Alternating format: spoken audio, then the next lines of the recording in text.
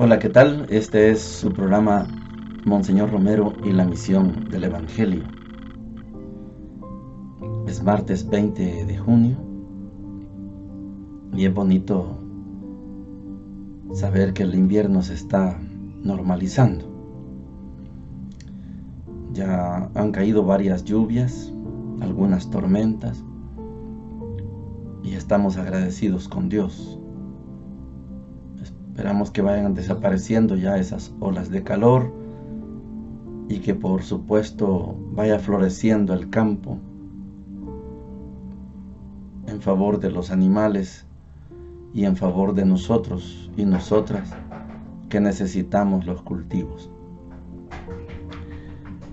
Quiero mencionarles que en la primera parte del programa de hoy, a la hora que estemos escuchando a Monseñor Romero, les quiero decir, no es nada agradable lo que se va a escuchar.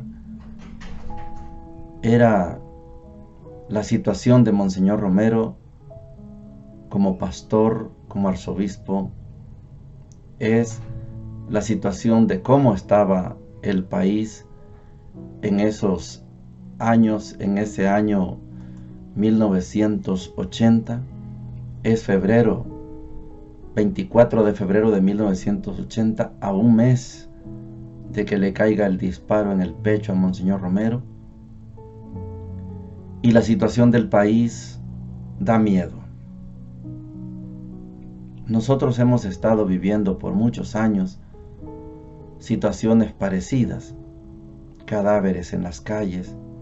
Monseñor contaba 8 por día.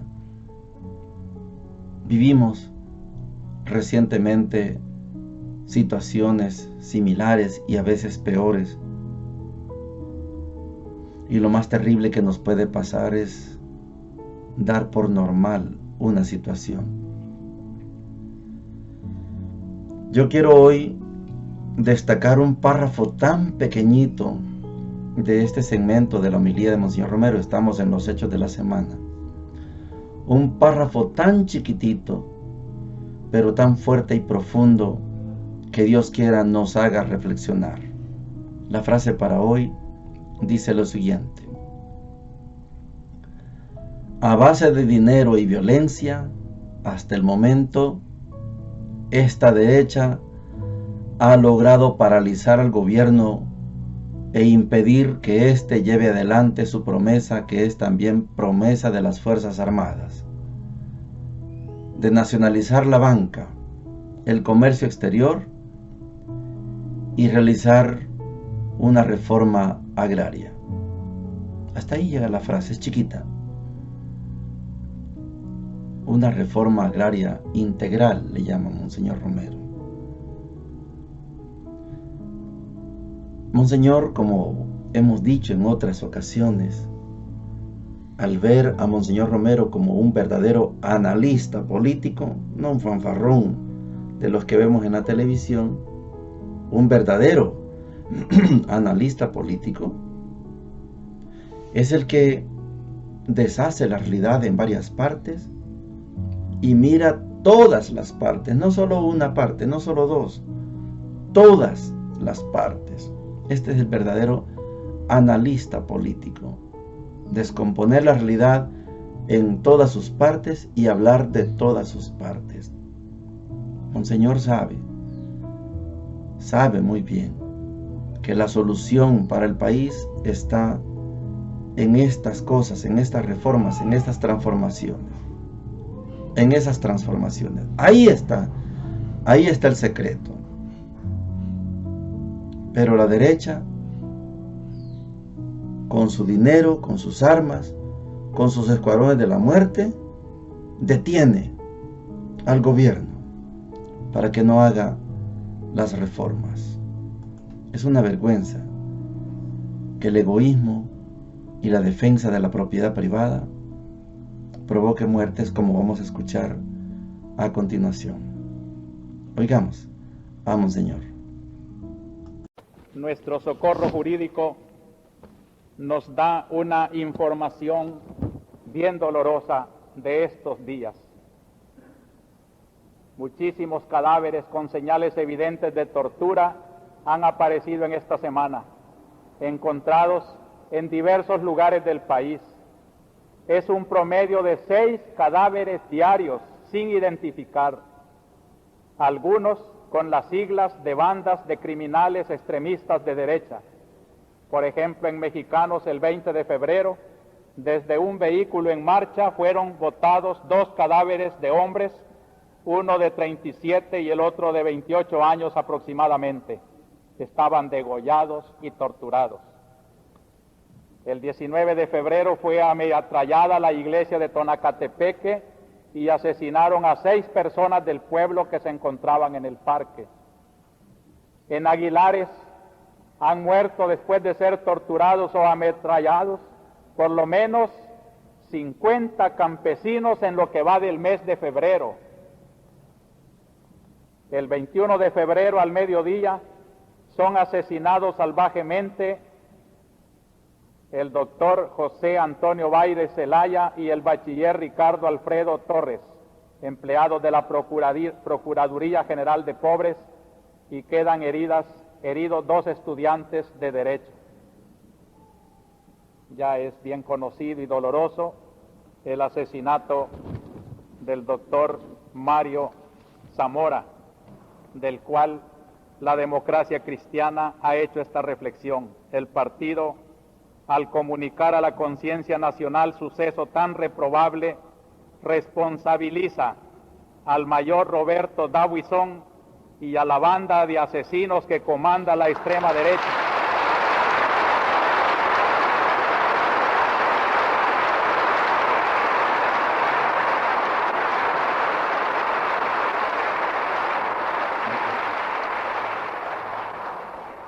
Pues es evidente la conexión entre la denuncia hecha en televisión por ese siniestro personaje y la acción criminal que cegó una valiosa vida dedicada al servicio de las causas más nobles y desinteresadas en favor del pueblo salvadoreño. Asimismo, reitera su repudio al empleo de la violencia que ensangrienta a nuestro sufrido país. Yo quiero expresar en lo personal mi dolor a la familia del querido doctor Mario Zamora Rivas. Y en este momento se está enterrando su cadáver en Cojutepeque. Le suplico que nos unamos en oración por su eterno descanso. El 21 de febrero en Suchitoto fueron emboscados por reconocidos miembros de orden los campesinos Jeremías Melgar y Otmaro Acosta. Ambos fueron asesinados. El último es pariente cercano del campesino Lucio Elías Acosta, asesinado en iguales circunstancias el 13 de febrero. También ese día, 21 de febrero, en Aguilares, cantón de Amayo, fueron asesinados por miembros también de orden protegidos por cuerpos de seguridad los campesinos Teodoro Vega, Miguel Ángel Rivas Ruiz, Manuel Marroquín y Carlos Alvarado. Asesinado otro profesor, José Abilio Torres Benavides. Y ya en lo que va de este año, son 9 los profesores asesinados. También por sentido de amistad, quiero solidarizarme con el dolor de la familia del señor Edgar Beneke, arrollado en esta ola de violencia de nuestro país. También siguen capturas ilegales con presunción de ser desaparecidos políticos. Y esto me interesa más echarlo al público, porque si todavía viven quienes son responsables de su privación de libertad, escuchen la voz del pueblo que los reclama a estos hermanos, que no pueden ser más desaparecidos en nuestro propio pueblo. El campesino Gabriel Antonio Mengíbar Cornejo y Francisco Molina, capturados el 14 de febrero en Aguilares por 20 agentes de civil de la Policía de Hacienda. Los campesinos Candelario de Jesús Alas, Silvestre Landaverde Cardosa, Pastor Escalante Escobar, Roberto Antonio Villanueva, capturados en Aguilares por la Guardia Nacional el 16 de febrero. Dejan estos señores 14 hijos menores en la orfandad. Los campesinos Carlos Amílcar Linares y Rafael Antonio Linares, capturados el 14 de febrero en San Salvador. La campesina María del Carmen Pérez, capturada el 15 de febrero en San Salvador, cerca del mercado municipal. El licenciado Jaime López y el señor Oscar René Aparicio, capturados el 19 de febrero de 1980 en San Vicente. Al entrar aquí también, llorosa la madre de Francisco Arnulfo Ventura, capturado el 22 de enero y todavía sin aparecer, pide misericordia para su hijo y para ella. Se trata de aquellos estudiantes capturados cerca de la embajada norteamericana. Los ametrallamientos del Colegio Sagrado Corazón, la casa del alcalde de Sonsonate y otros. Bomba también local de la Federación Sindical Revolucionaria el día martes 19, así también el intento de dinamitar el local del Sindicato de Bebidas el día 22 de febrero. Y un caso muy importante de denunciar, el despido de 5 directivos de la Asociación de Trabajadores de Antel, que provoca un cerco militar y también la intervención del arzobispado.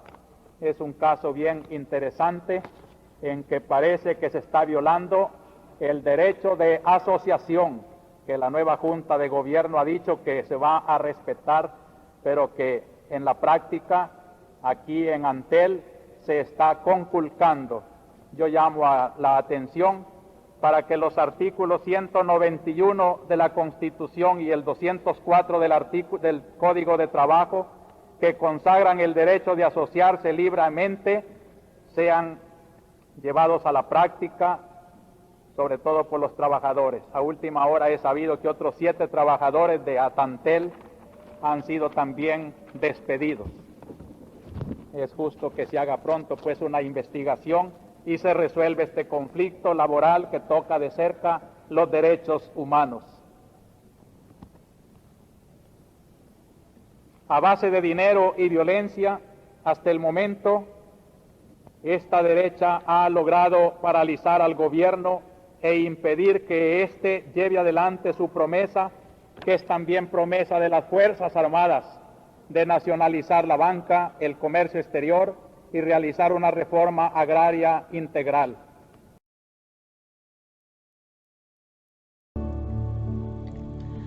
Llegamos a la sección de la Palabra de Dios en este martes 20 de junio. Hoy vamos a dar por finalizado el capítulo 5 de Mateo. Recuerde que el Sermón de la Montaña se compone por el capítulo 5, 6 y 7 del Evangelio de Mateo. Sermón de la montaña, sermón del monte. Los estudiosos dicen que más que monte es una llanura, una media altura, pero es reconocido como el sermón de la montaña. Hoy vamos a terminar el capítulo 5, nos queda el 6 y el 7. Hay bastante que aprender en este sermón de la montaña. La primera lectura está tomada de la segunda carta a los Corintios, en el capítulo 8, versículos del 1 al 9. Vamos a ver cómo se debe comportar la comunidad cristiana, cualquier comunidad cristiana. Algo vamos a explicar de lo que San Pablo está viviendo para que haya llegado a escribir este texto de la segunda carta a los Corintios 8 del 1 al 9, y que dice así: queremos que conozcan, hermanos, la gracia que Dios ha dado a las iglesias de Macedonia. En las pruebas y desgracias creció su alegría y su pobreza extrema se desbordó en un derroche de generosidad. Con todas sus fuerzas, y aún por encima de sus fuerzas, se lo aseguro, con toda espontaneidad e insistencia, nos pidieron como un favor que aceptara su aportación en la colecta a favor de los santos. Y dieron más de lo que esperábamos. Se dieron a sí mismos, primero al Señor, y luego, como Dios quería, también a nosotros. En vista de eso, como fue Tito quien empezó la cosa, le hemos pedido que dé el último toque entre ustedes a esta obra de caridad, ya que sobresalen en todo, en la fe, en la palabra, en el conocimiento, en el empeño y en el cariño que nos tienen. Distínganse también ahora por su generosidad. No es que se los mande, les hablo del empeño que ponen otros para comprobar si su amor es genuino. Porque ya saben lo generoso que fue nuestro Señor Jesucristo. Siendo rico, se hizo pobre por ustedes, para enriquecerles con su pobreza. Palabra de Dios. Te alabamos, Señor. No tenemos clara la fecha en que sucedió la escritura de esta carta.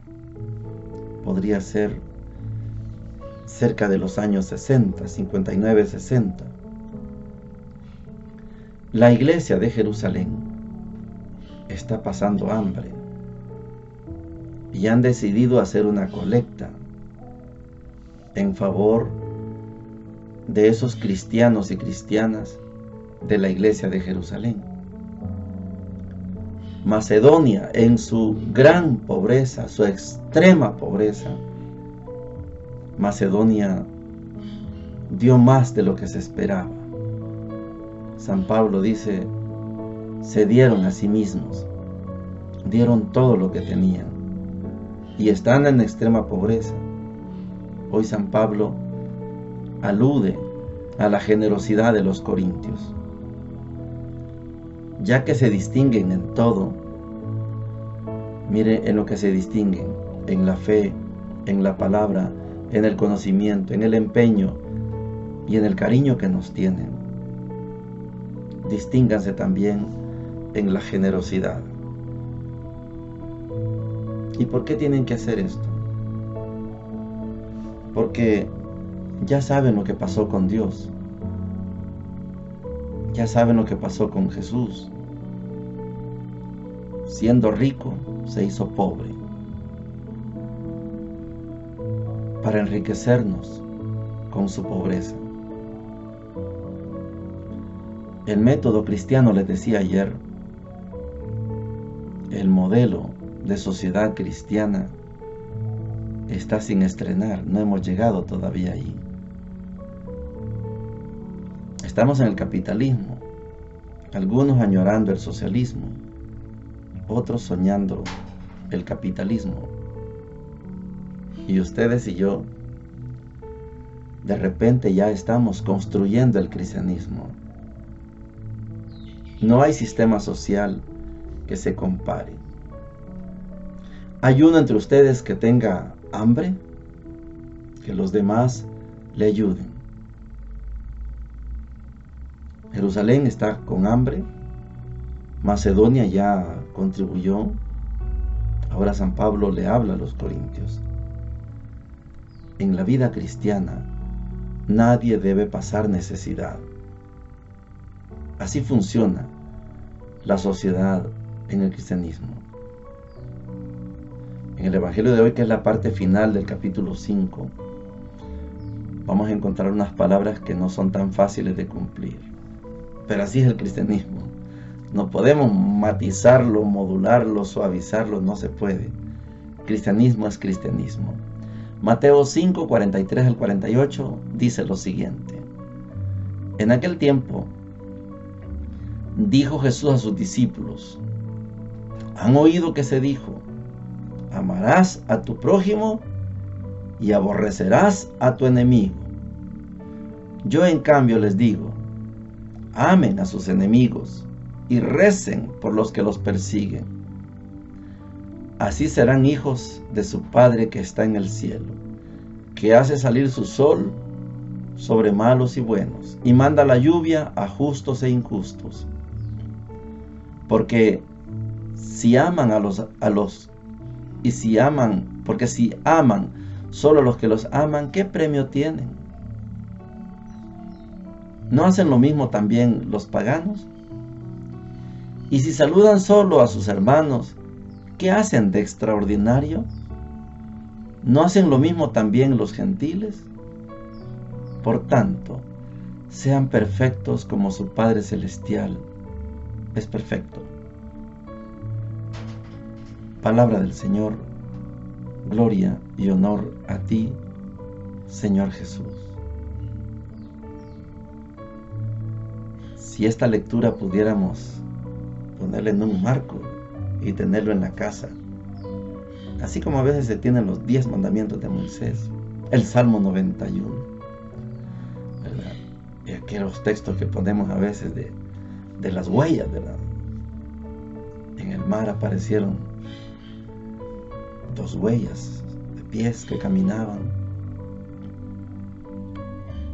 y de repente desaparece una huella y dice: Señor, ¿dónde estabas cuando yo más sufría?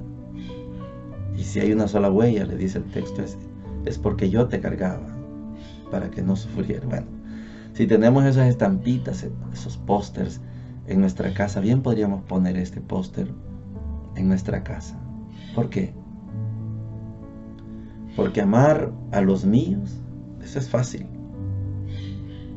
Amar a los enemigos, eso no es fácil. Fíjese que en una ocasión, en una de las clases de teología, bellas clases de teología que tuvimos con el padre John Sobrino, él nos contaba en el contexto de la guerra, se abrían en los sótanos, en cualquier salón parroquial, algunos lugares medio clandestinos, armaban lugares de refugio. El arzobispado conocía de la existencia de esos lugares de refugio. Y John Sobrino, sacerdote jesuita, contaba que un día hizo una visita a uno de estos centros de refugio.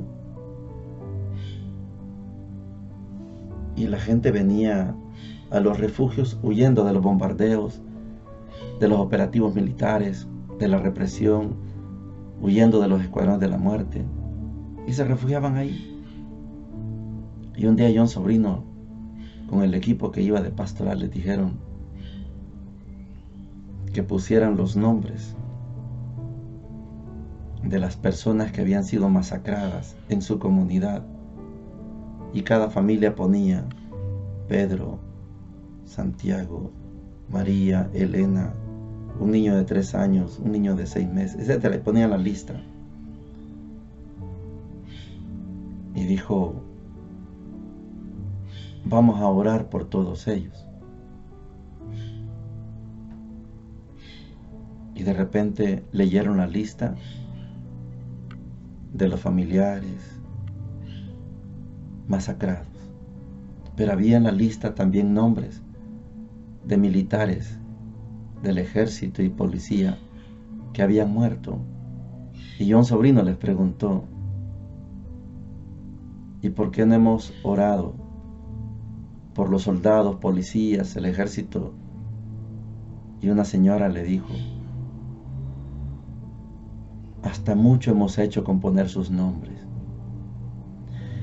Esa expresión es un dolor, es comprensible. Hasta mucho hemos hecho con poner sus nombres.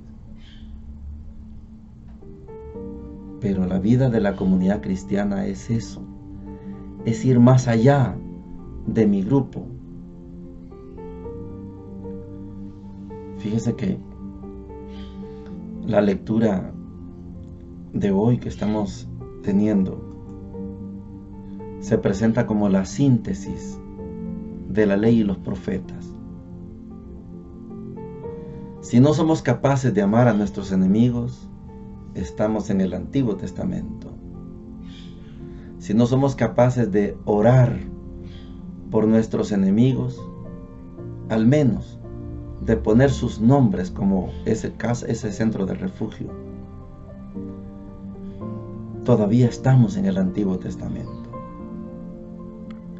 En la sociedad cristiana ya no existe mi grupo, mi tribu, mi clan, ni siquiera mi cantón, mi comunidad.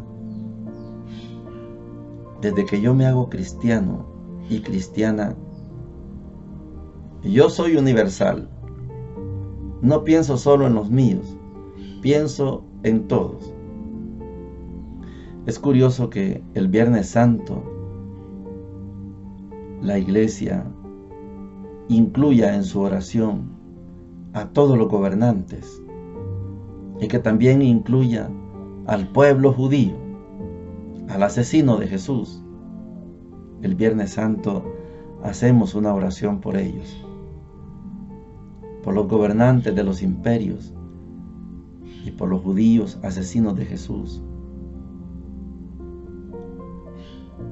Porque si no damos el salto a salir de nuestra comunidad, de nuestro grupo, de nuestra familia, no hemos cruzado la frontera hacia el Nuevo Testamento. Estamos en el Antiguo Testamento. A partir de la experiencia de Jesús, prójimo ya no es solo el que está cerca de mí físicamente. A partir de la experiencia de Jesús, prójimo es todo aquel que me necesita. Jerusalén necesitaba, Macedonia y Corinto tienen que hacer una colecta para ayudar a los santos de Jerusalén, a los cristianos de Jerusalén. Qué horrible hubiera sido que Macedonia, con esa situación de extrema pobreza, hubiera dicho: no, hombre, voy a ayudar a los míos, a los que están aquí cerca. Pero San Pablo destaca: ayudaron en medio de su pobreza a los que estaban peor que ellos. Y por eso les llama la atención a los corintios. Destacan, sobresalen en todo.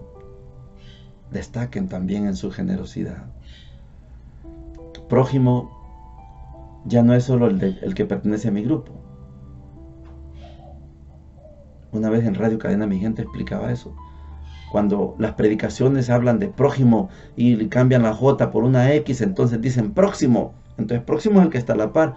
Pero yo vivo en una zona residencial, entonces el próximo no necesita de mí, si él tiene más que yo a veces.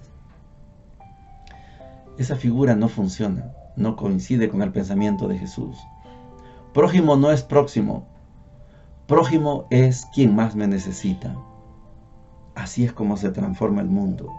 Así es como se hace realidad la sociedad cristiana. La sociedad cristiana, que es mucho mejor que el capitalismo, que el socialismo y que el comunismo. La sociedad cristiana no permite que alguien pase necesidad. Prójimo es toda persona humana. Toda persona humana que está en problemas es mi prójimo, incluidos los enemigos. Cuando rezamos, cuando ofrecemos nuestra oración por un enemigo, ya trascendimos, ya cruzamos la frontera, ya estamos en el Nuevo Testamento, ya entramos en la eternidad. Así funciona la sociedad cristiana, la que no hemos estrenado todavía, la que todavía nos falta por estrenar, pero así funciona la sociedad cristiana. Bendiciones para todos y para todas.